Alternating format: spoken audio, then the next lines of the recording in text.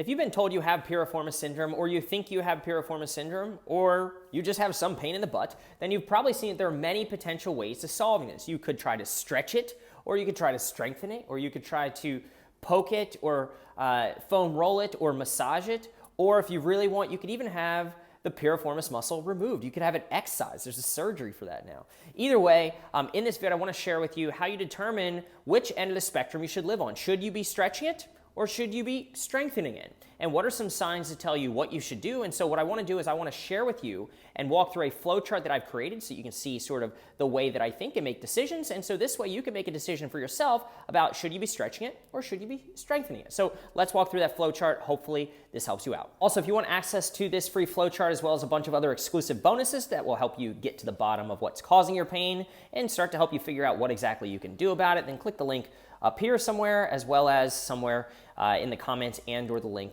in the description. All right, everyone, so here is the big picture overview of the flowchart. Let's dive into it. So you're here because you're probably wondering, should you be stretching or strengthening or neither the muscles of your buttock? In this case, we're talking specifically about the piriformis, but just recognize that it's impossible to only stretch the piriformis. You're going to be stretching and or moving lots of things. And I like to start with why, because if you don't understand why you're doing something, well, then you're blindly doing it, and you're doing it because someone else told you to do it. When it comes to your body, right, you need to have a little bit more control of that, because what will happen is if you don't understand why you're doing things, then you go to someone, they do something to you, and then when you leave, your problem comes back because you have no idea why you're doing what you're doing. All right. So the intent of stretching and or trying to pull or prod or treat this area is generally because people feel a sensation of tightness in their buttock. So you probably have some type of pain, again, definitely in the buttock, but you also probably have this feeling of tightness, like this deep pulling and or maybe burning and or just sensation of the whole leg, sometimes even feeling tight. But it could just be a feeling. So we first need to ask ourselves and or prove, not just guess, right? We need to test to prove whether or not you are actually tight or not. So is it real, true, objective tightness, or is it perceived tightness? And here's how we figure it out. So simple test. While you're seated, put yourself in this figure 4 position, basically taking your ankle, putting it up on your knee. And what you will notice if you have true tightness, not perceived tightness, true tightness, is that on your symptomatic or painful side, you will notice that that knee sticks up higher in the air than the pain-free side. So objectively, you can see from this picture, I have less motion or less ability for that knee to drop towards the floor on the painful side versus the non-painful side, in which case this indicates some type of true tightness. Now we'll get to this in a minute. It doesn't just mean you go blindly stretching it because there are multiple different tissues within the body that could cause this finding of tightness. All right. Now, maybe you go through that test and you're like, no, Charlie, my knee is not sticking up higher on the painful side than the non-painful side. So you might have same motion side to side. So if you notice that your painful side moves just as well as your non-painful side, well, then you don't actually have true tightness because they're similar motions. They're symmetrical motion. Sometimes what you'll notice, though, and often what you'll notice, is that the painful side actually has more motion, has excessive motion compared to the pain-free side. In this case, you are kind of hypermobile. You have more mobile on the painful side than the pain-free side. And this may indicate that you're overstretched, in which case the intervention or the treatment might look slightly different. All right. Now, we're not going to talk about this side yet. Let's just say that you have true tightness. You went through this test, Charlie, while I'm seated, this is what I find. Great. Now, like we just alluded to, there are multiple different tissues in the body, nerve, muscle, joint, it's the 3 most common, that could cause this restriction in motion. And depending upon which one is causing the restriction, might determine if you stretch it or you don't stretch it, how you stretch it, where you stretch it, and what position you stretch it, and all kinds of different things. So let's talk about this. All right. So nerves are the most sensitive tissue in the body. You tick these things off, they take a while to calm down. There's a simple test you can do to determine if nerve sensitivity is causing this experience of tightness. All right. We call this a straight leg raise test. All right. So you can do this. It's very easy. You just sit on a chair, sit on a couch, whatever, pull your toes up and then gently straighten the leg and try to lift your leg. If you do this on the pain-free side, you'll notice that it probably moves pretty darn well. But if you have true sciatica or nerve sensitivity causing the tightness, then you will notice that this is painful. So do this slowly, all right? But again, we call this a straight leg raise. And if it's painful and restricted, causes you some type of numbness, tingling, it's another clue. It could be a nerve thing. Then this is what we call a positive straight leg raise. And I would not be stretching that out. We'll get to that in a second. All right, now, it could be that you truly have tightness of the rubber bands, if you will, around the hip joint, including the piriformis. So muscular tightness or the muscular system causing this restriction in motion. And if that's true, here's generally what you'll see. So you've already done the seated test. So in seated, the painful side is more stiff. You already know that at this point than the pain-free side. But here's what's interesting. When you lay on the belly, the motion equalizes. The motion right to left is not different anymore. It wasn't seated, but now it changes. The stiffness disappears when you change the position of your hip joint. This indicates that it's most likely a muscular limitation and or a muscular restriction, again, causing the lack of motion or the sense of tightness in your buttock, right? But maybe that's not the case. Maybe you learned this. Maybe you learned that you have a joint restriction, and we're going to treat this a little bit differently. So in seated, you have less motion, right? That's how you got here, than the pain-free side.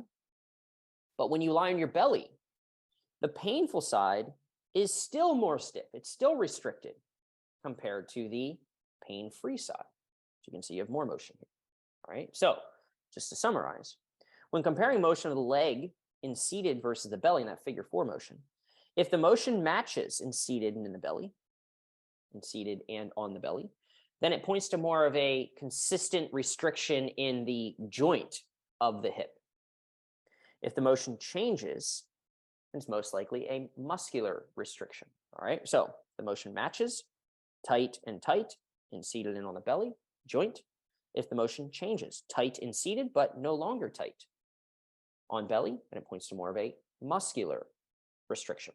All right. Now, how do we go about trying to improve this motion depending upon the cause of the tightness? Well, because nerves are the most sensitive tissue in the body, I would not stretch that nerve directly.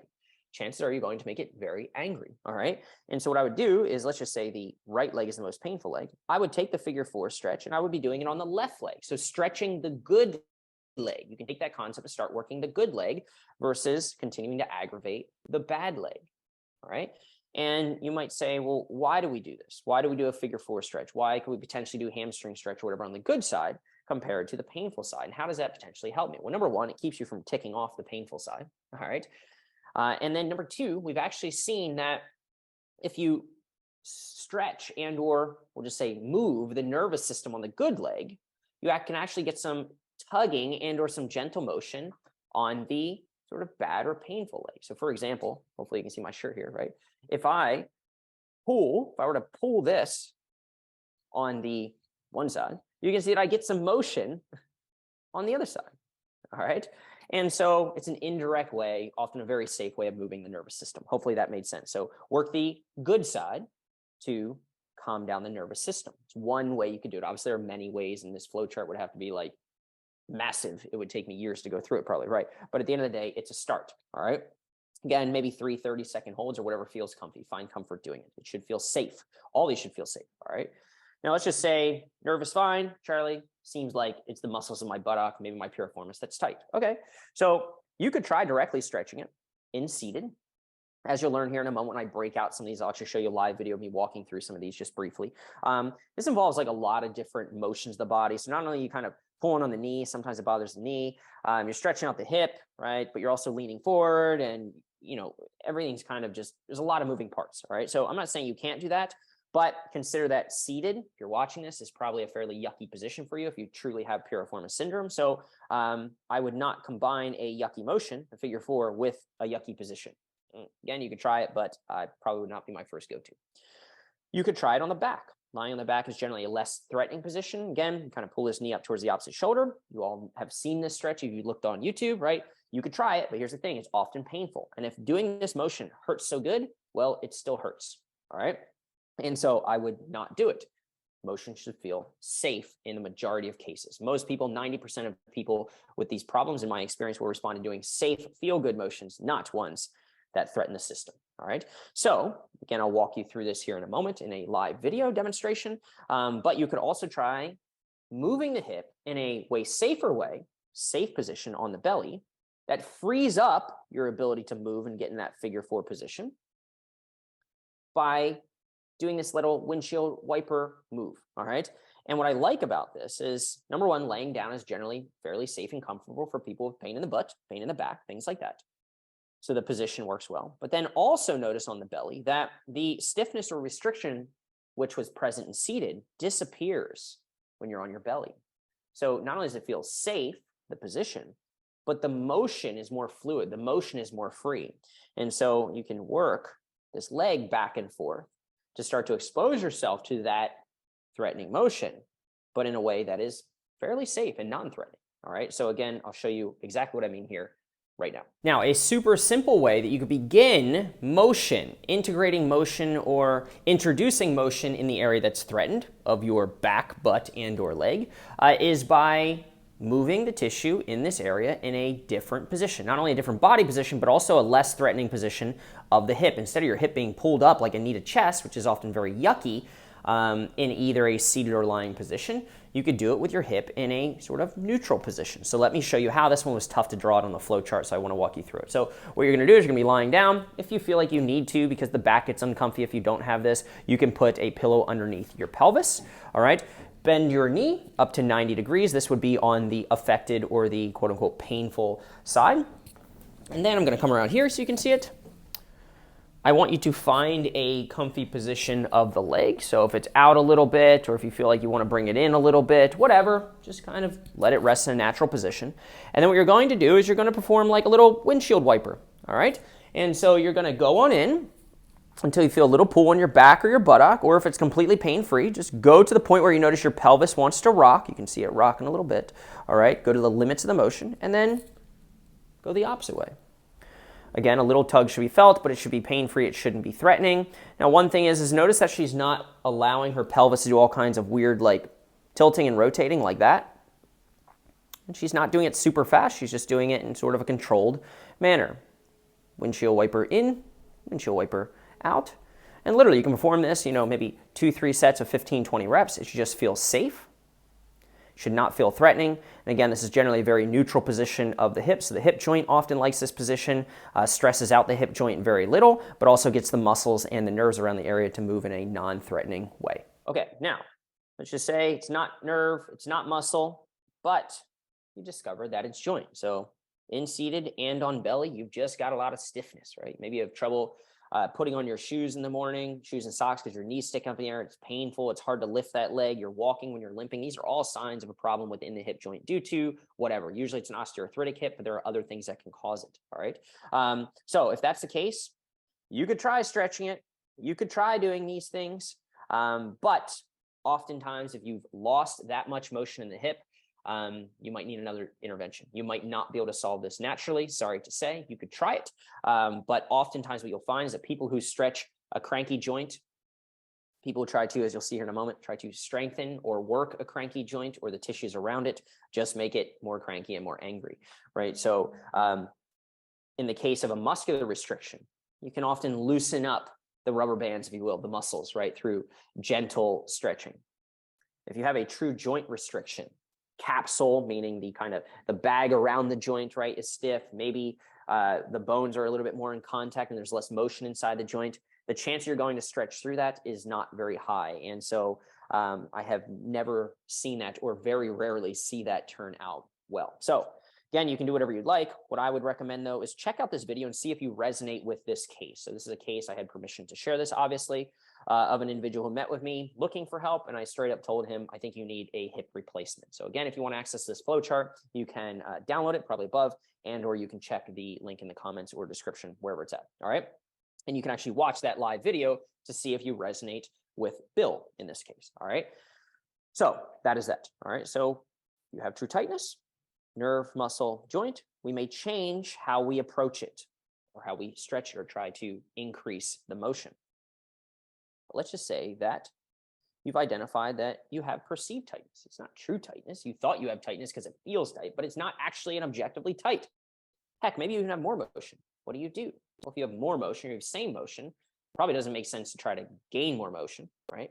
Maybe it makes sense to get a little bit less motion, a little bit more stability within the system. So we might consider strengthening or shortening. Now, keep in mind that This isn't the only possibility. We'll talk about sort of overarching, maybe things you want to think about when it comes to trying to solve this problem here in a moment. But I've already created a video on this as far as how I recommend you go about trying to shorten and or contract, just consider that, or strengthen, probably in your terms, this area. So you could check that out. It will be linked in the flowchart as well as, again, this video. But another way you could do it is by just doing a straight leg raise and working that in a hold and or some type of repetitious fashion. And you'll see this little connection here. So what is this about? Well, if you have a true joint restriction, remember I said stretching, it almost never works. Trying to stretch through that tightness and that joint block, probably not going to work very well. But you may be able to try to contract it. Now, that being said, because you've lost so much motion in that figure 4 position, chance you're going to be able to tolerate this way that you see right here and the ways that I talk about inside the video to try to contract and or build up tolerance around that area is probably not very good because you've just lost that motion. Therefore, you're not going to have adequate motion that you need to achieve the position necessary to actually contract or work that area. All right. So instead of trying to rotate the hip, what you could do is you could just work a straight side leg raise. All right. So generally you have a little bit more motion if you have a joint restriction in this plane versus this rotational plane. And so that might be a way that you can find some safety, find some ability to move into a motion and work it in that fashion. All right. Now, zooming out, understand that there are many different ways to go about solving this problem. So this flowchart assumes that you actually have piriformis syndrome, but we know that lots of times the back causes pain in the buttock. The nervous system can clearly cause you to feel pain in the butt and or in the leg, right? And so understand that what you think is going on might not actually be going on, but also understand that even if you have been told and or you're 100% certain you have piriformis syndrome through whatever diagnostic tests you've had done, right? These may or may not still work for you. And the reason is this: if your symptoms are too severe, 9 out of 10, well then chances are you're not going to be able to just stretch that area. It's going to flare things up, all right? Because your symptoms are just too hot and bothered. You might not also be able to contract it. That might not work either. And so just realize if these things don't work, it may not be that they won't work. It may be that they're at the wrong time or they're at the wrong place in your recovery. So again, this is the art of trying to solve these problems. People try to DIY these things and they don't understand severity. When things are really hot and bothered, maybe you can't go directly at it. You have to find a different way. And the other thing that could impact your ability to tolerate these motions, right, and or this assessment even, could be your level of what we call irritability. So we talk about severity. If your pain's really high, you may not be able to tolerate these things, but irritability. So how sensitive is your condition? So if you just heard it a week ago, or even if you heard it, I don't know, 100 weeks ago, 2 years ago, if you're in kind of an acute stage where you just put yourself in this position and it flares you up for a day, 2 days, a week, the chance you're going to be able to go directly at it, right, and attack it directly is not good. And so it doesn't mean, again, that these things can't work for you. Just recognize there are many other solutions. So don't get too down on yourself if you're trying these things and you're just like hitting a wall and they're not working and or they're not tolerated or not comfortable. There are other ways that we can go about solving this. It just takes you thinking outside the box. So hopefully this was helpful. All right. Should you stretch or strengthen or neither, right? The piriformis muscle. Again, hopefully this was valuable, helped you understand the why, helped you understand the different things that could maybe cause you to experience this tightness, nerve, muscle, joint, and also what to do if you don't actually have tightness. Maybe that was an aha moment for you where you say, you know what? Wow, I thought I was tight and it definitely feels tight. But when I do these tests, I'm not actually tight. And what do I do about that? All right. So again, let me know your thoughts in the comments. If you want access to this free flowchart, as well as a bunch of other exclusive bonuses, things like that, downloads, resources, you can check out how to get access to those in the comments description as well as above. I think that's all I got. So be sure to hit the subscribe button as well as the bell for notifications and let me know your thoughts. Was this helpful? Was this not? And what else would you like to learn? Thanks.